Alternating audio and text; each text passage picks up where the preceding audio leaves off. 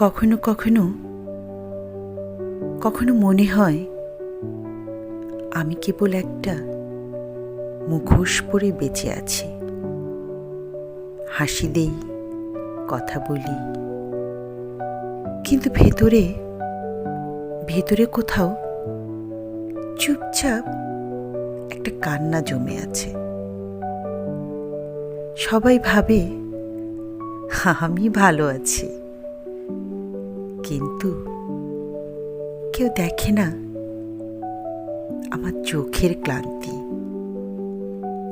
প্রতিদিন নিজের সাথে একটা গোপন লড়াই চলে, যার কোনো দর্শক নেই, বিচারক নেই। শুধু হার মানা কেবল আমি।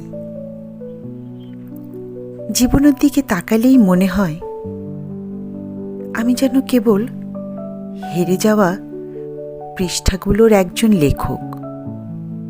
সব কিছু রেখে